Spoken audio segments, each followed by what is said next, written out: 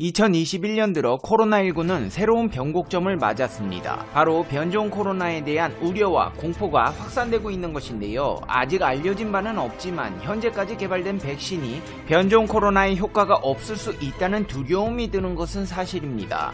새로운 변종 코로나 바이러스의 출현에 전 세계는 긴장하고 있습니다. 영국에서 발견된 변종 코로나 바이러스에 대한 경각심이 높아지면서 많은 나라들이 영국발 입국 금지 조치를 취하고 있습니다. 40개국 이상이 영국발 입국을 금지한 상황입니다. 일본에서도 변종 코로나가 보고됐으며 한국에서도 영국 변이 코로나 바이러스가 발견됐다고 방역 당국이 밝혔습니다. BBC와 CNN 등 외신에 따르면 변종 코로나 바이러스는 영국 잉글랜드 남부에서 지난 9월 중순 처음 발견됐으며 바이러스 표면에서 변이가 일어나 인체에 쉽게 침투해 기존 코로나19보다 56%에서 70%까지 전염력이 강한 것으로 알려졌습니다. 남아프리카 공화국에서도 영국의 변종과는 무관한 또 다른 코로나 바이러스 변종이 발견되면서 남아공발 입국 금지도 확산되고 있습니다.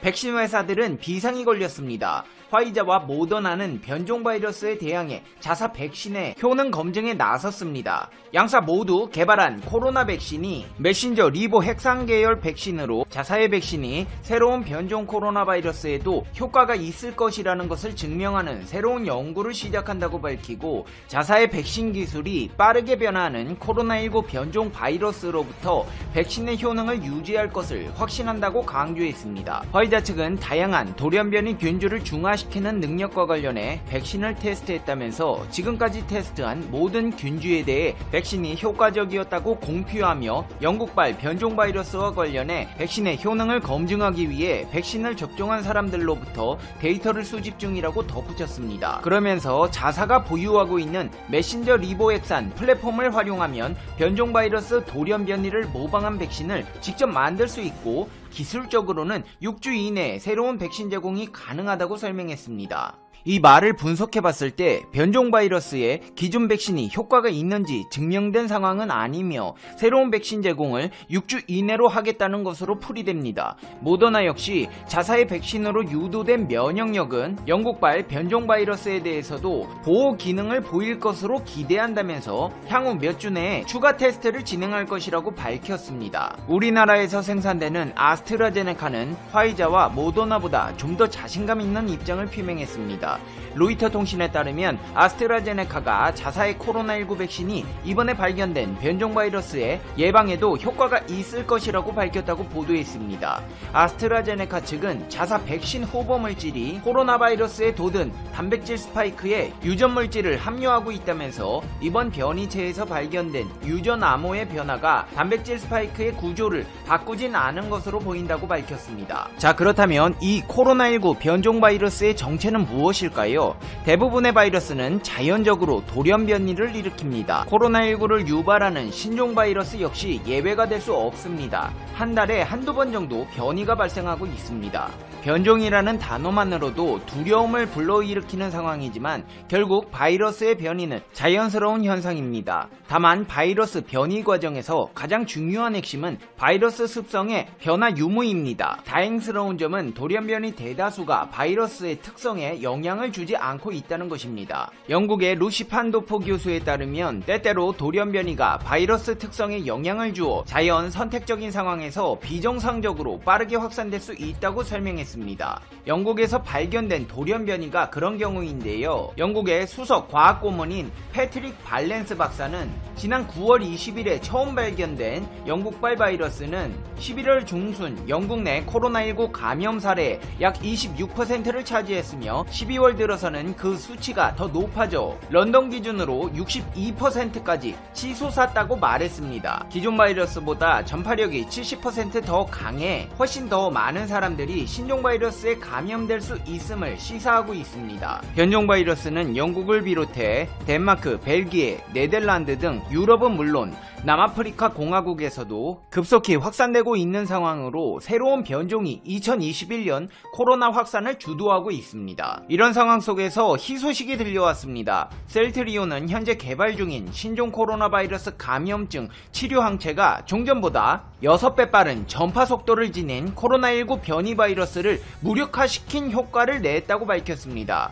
셀트리온에 따르면 현재 개발 중인 코로나19 치료 항체는 최근 질병관리본부 중화능 평가시험에서 변이 바이러스에 대해 기존보다 10배 높은 중화능을 확인했다고 밝혔는데요. 셀트리온은 지난 3월부터 미국과 유럽에서 변이 바이러스가 돌기 시작했다는 정보를 접수하고 특징을 파악해 이 같은 연구에 돌입했습니다. 다른 백신 회사들이 최근 들어서야 부랴부랴 연구에 착수한 것에 비해 훨씬 더 일찍부터 이런 상황을 예견하고 연구를 추진해 왔던 것입니다. 셀트리온은 종전 바이러스보다 구조적으로 안정적이고 바이러스 표면에 스파이크 단백질 밀도가 높고 접촉력이 뛰어나 전염성이 강하다는 특징에 주목했습니다. 지난 6월부터 항체의 중화능 평가를 시작했으며 최근 질병관리본부의 의뢰에 진행한 세포 실험에서 기존 바이러스 대상 확인된 중화 능력보다 변이 바이러스 대상일 때 10배의 효과를 확인했다고 밝혔습니다. 오히려 진화해버린 변이 바이러스의 특효약을 개발했다는 것입니다. 이렇게 대한민국에서 코로나 치료제에 열을 올리고 있는 동안 전 세계에서는 코로나에 대한 기원을 밝혀내기 위한 조사를 진행 중인데요. 최근 미국에서는 충격적인 소식이 전해졌습니다. 영국 데일리 메일에서는 매슈 포틴저 백악관 국가안보회의 부보좌관이 최신 정보들에 따르면 코로나 바이러스가 중국 우한 실험실에서 유출된 것을 가리킨다고 코로나의 실험실 유출설을 공식적으로 제기한 것입니다. 데일리 메일에 따르면 포틴저 부보좌관은 최근 열린 전 세계 정치인들과의 온라인 회의에서 코로나의 기원에 대해 가장 신뢰할 수 있는 이론은 중국의 실험실에서 유출된 것이다. 당초 코로나는 우한의 수산물 시장에서 시작된 것으로 알려졌지만 심지어 중국 지도자들조차도 우한 시장에서 발생했다는 기존 주장이 잘못됐다고 공식적으로 시인하고 있다. 최신 정보들은 시장에서 17km 떨어진 극비 시설인 우한의 바이러스 연구소에서 바이러스가 누출된 것을 가리킨다. 연구소가 바이러스의 근원일 수 있다는 신뢰할 수 있는 증거가 점점 늘어나고 있다고 밝혔습니다. 세계보건기구가 우한에서 코로나 기원을 조사하기 위한 준비를 하고 있는 가운데 나온 포틴저의 이 같은 발언은 중국에 대한 강한 견제를 이어가겠다는 미국의 입장을 대변하고 있습니다. 중국이 세계보건기구 조사관들을 속여 면죄부를 얻을 것을 우려하며 전세계 국회의원들이 이를 제대로 감시해야 한다는 취지의 말까지 덧붙이자 이 회의에 참석했던 이언 덩컨 스미스 전 보수당 대표 또한 몇 주 전에 우한 실험실에서 나온 과학자가 현재 미국에 체류하고 있다고 들었다. 포틴저의 이 같은 발언이 코로나 실험실 유출설에 대한 미국의 의심이 더욱 강화되는 것이라고 해석했습니다. 미 존스 홉킨스 대학 집계에 따르면 미국 내 코로나 누적 사망자는 35만 명을 넘었습니다. 주별로는 뉴욕주가 가장 많고 텍사스, 캘리포니아, 플로리다, 뉴저지 순으로 나타났습니다. 신규 확진자 또한 약 30만 명으로 미국에서 코로나 발병이 처음 보고된 이래 최대를 기록했습니다. 현재 화이자와 모더나 백신 접종이 진행되고 있지만 예상만큼 접종이 속도를 내지 못하고 있습니다. 정부와 보건당국의 균열 조짐도 보이고 있는데요. 도널드 트럼프 미 대통령이 트위터에 중국 바이러스 발병자와 사망자 수는 고의로 매우 부정확하고 적게 보고하는 다른 나라들과 비교하면 미국의 질병통제예방센터의 터무니없는 측정 방법 때문에 매우 과장됐다고 주장하고 나서자 앤서니 파우치 미 국립알레르기 전염병 연구소 소장 등 보건당국자들은 트럼프 대통령의 주장에 정면 반박하고 나서며 사람들이 할 필요가 있는 것은 의료 종사자들이 뭘 다루는지를 보는 것이다. 그들은 매우 스트레스를 받고 있고 병상이 바닥나고 의료 요원들이 부족하다. 그것은 진짜다. 가짜가 아니라고 덧붙였습니다. 이제 페페TV의 결론입니다. Conclusion. 페페TV. 대한민국의 빨리빨리 정신이 이번에도 긍정적인 결과를 낳았네요. 지난 3월부터 변종 코로나 연구에 들어가 기존 코로나 대비 10배 높은 효과를 보이는 치료제를 만들었다니, 게다가 셀트리온이 바보도 아니고 안녕하세요. 상식이 돈이 되는 지식스쿨 쏨디입니다. 한일 갈등이 절정으로 치닫고 있는 현재 시점에서 일본 마이니치 신문이 무섭게 높아진 한국의 위상을 감안해 한국을 대하는 일본의 태도를 돌아봐야 한다고 강조했습니다. 지난 18일 한일 대화 움직임 정세 변화의 타계의 계기로라는 제목의 사설을 내고 박지원 국가정보원장과 한일 의원연맹 대표단이 연달아 방일해 스가 총리를 만나고 일본의 일한의원 연맹 대표단도 지난달 한국을 방문한 점을 언급했죠. 이런 모습은 지난 2018년 10월 한국 대법원의 강제징용 배상 판결 이후 최악으로 치닫고 있는 한일 관계에서 개선의 움직임을 보이고 있다고 분석했는데요. 그러면서 확실한 관계 개선을 위해서는 한국을 대하는 일본의 태도가 변화해야 한다고 주장하고 있습니다. 게다가 신문에서 한국의 1인당 국민소득은 이제 일본과 어깨를 겨루고 있다고 한 만큼 한국은 정말 무섭게 성장했다고 밝혔는데요. 이렇게 한국의 경제부터 산업까지 수많은 분야에서 일본이 생각했던 것보다 훨씬 거대해지고 상대적으로 전 세계에 더 큰 영향력을 행사하자 일본 언론에선 한국에게 어느 정도 수그려야 한다는 비판이 꾸준히 나오고 있다고 합니다. 하지만 이런 상황에 일본 우익들은 한국에 대한 질투를 넘어 도를 넘는 혐한까지 벌이고 있는데요. 과거 아시아 넘버원이라며 자랑하던 일본이 한국에게 큰 코를 다치는 상황이 도래하자 말도 안 되는 망언을 내뱉고 있습니다. 예를 들면 한국의 국민성이 일본보다 떨어진다는 얘기를 꺼내며 선을 넘는 말을 하는 겁니다. 그 정도가 너무 심해지자 일본 내부뿐만 아니라 해외에서조차 자중해야 한다는 목소리가 커지고 있죠. 그렇다면 대체 일본에서 왜 이렇게 혐한이 심해진 것이며 전 세계적으로 혐한에 대한 비판의 목소리가 왜 커지고 있을지 함께 알아볼까요? 영상 시작 전 좋아요와 구독 부탁드립니다. 사실 일본의 혐한은 최근 1, 2년 사이에 반짝하고 벌어진 일이 아닙니다. 특히 수출 규제로 인해 한일 관계가 최악으로 치닫기 시작한 작년부턴 심각할 정도로 혐한의 정도가 커지고 있습니다. 한편 작년 10월 15일 뉴스위크 일본어판에 실린 혐한의 심리학이라는 특집 기사가 최근 한국 누리꾼들 사이에서 주목을 받고 있는데요. 해당 기사에는 혐한 현상과 관련해 독일의 사회학자 아도르노의 이론이 소개됐습니다. 아도르노에 의하면 권위적 인격이란 권위를 향한 복종, 타자에 대한 불신, 반민주적인 이데올로기, 특히 전체주의 등을 수용하기 쉬운 성격을 말합니다. 즉, 취약한 자밖에 갖지 못한 현대인이 자기 방어를 위해 권력에 복종하고 타자에게는 불관용으로 엄격해진다는 이론이죠. 또 사회적 지배지향성이란 집단 간의 피라미드처럼 상하 관계로 나타나는 위계 질서를 말하는데 우월의식을 가진 민족은 외국인의 배타적인 태도로 일관한다는 겁니다. 다른 연구로는 집단적 자기도취가 있는데 외부 집단보다 자기가 속한 집단에서 비현실적으로 높은 평가를 하는 것을 말합니다. 이와 관련한 조사에서 집단적 나르시시즘이 강한 사람은 타인에 대한 혐오적인 감정을 표출하는 경향이 높다는 결과가 나온 거죠. 일본의 혐한에 대해 말하다 갑자기 사회학 이론으로 흐른 것 같겠지만 사실 과거서부터 지금까지 일본은 아도르노가 말하는 집단적 나르시시즘에 빠진 것뿐만 아니라 반민주적인 성향을 가진 상태가 지속되어 오고 있습니다. 실제로 일본은 윗사람의 권위에 복종하는 것이 일상화되어 있습니다. 오죽하면 해외에서 일본인들을 향해 호모 손타쿠스라고 말할 정도인데요. 손타쿠는 윗사람의 뜻을 헤아려 알아서 행동하는 문화인데 여전히 일본 사회 전반에 뿌리 깊게 박혀 있습니다. 그래서 일본에서는 자신의 생각보다 윗사람이 시키는 방향으로만 움직이는 수동적인 성향이 굉장히 강합니다. 그런데 여기서 참 웃긴 점은 일본의 기준에 맞지 않는 외국인에게는 매우 배타적인 태도를 일관한다는 겁니다.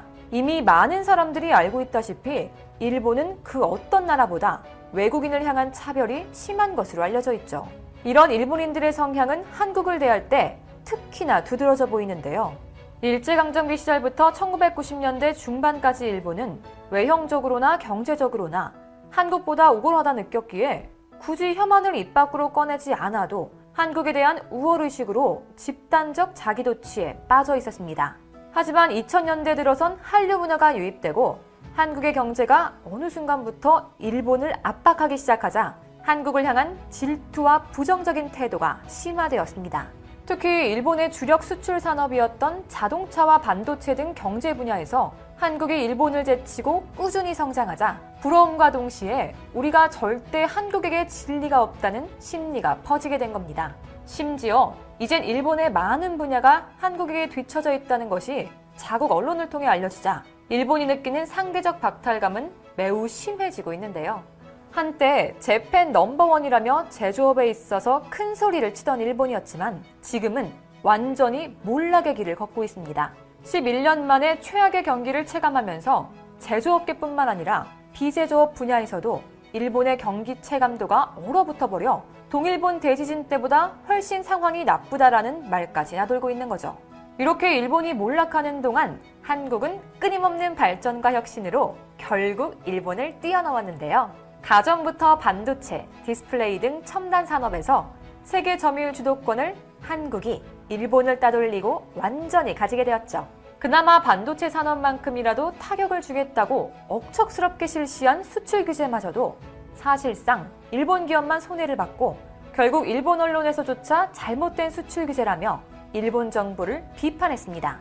이렇게 일본 우익들이 자신들의 상황을 이해하지 못하고 끊임없이 선을 넘는 혐한 활동을 벌이자 이제는 우성향의 지식인들조차 일본의 자랑, 일본의 국민성을 가지고 강하게 비판하고 있습니다. 일본의 우익 성향 시사평론가이자 문필가인 후루야 스네히라는 일본인은 세계에서 가장 예의 바르고 정직하다는 명제가 구역질나는 거짓이라고 글을 올리며 잇따라 일본의 국민성을 비판했습니다. 베트남인을 노예로 부리고 이웃 국가를 차별하고 역사의 무지에 망언을 일삼는 데다 심지어 후쿠시마 방사능 오염수를 바다에 버려도 개의치 않아 하는데 어떻게 국민성이 좋다고 할 수 있냐라는 것이죠. 게다가 경기장이나 거리에서 쓰레기를 잘 줍는 것은 국민성이 좋다는 게 아니라 일종의 결벽증일 뿐이라면서 그러나 방사성 물질의 방류에도 무관심한 걸 보면 사실 결벽한 것도 아니다라고 일본의 국민성을 꼬집었습니다. 틀린 말 하나 없이 사이다처럼 우리가 하고 싶은 말을 속 시원하게 해줬는데요. 그러면서 그는 대체 어디가 세상에서 가장 예의 바르고 도덕적인가 구역질이 나서 참을 수가 없다며 한탄했습니다. 게다가 일본인들의 낮은 역사의식도 도마에 올렸습니다. 후루야는 정치적 우파에 속하는 일본인의 역사 지식은 무지하다. 일본이 세계에서 가장 오래된 나라라고 주장한다. 그들은 근대사 교육을 배우지 않았다고 변명하겠지만 신화와 역사조차 뒤죽박죽이라고 했죠. 또 도쿄도 스기나미고 사사키 지나스 구의원이 조선통신사를 여성을 폭행살인하고 강도질을 반복한 흉악한 범죄자 집단이라고 깎아내렸었는데 이를 예로 들며 조선통신사는 범죄자 집단이라는 발언은 히틀러가 남극에 살아있었다는 주장보다도 못한 미친 망상이라면서 조선통신사가 일본에서 범죄 행위를 했다는 기록은 어디에도 없다고 맹비난을 했습니다.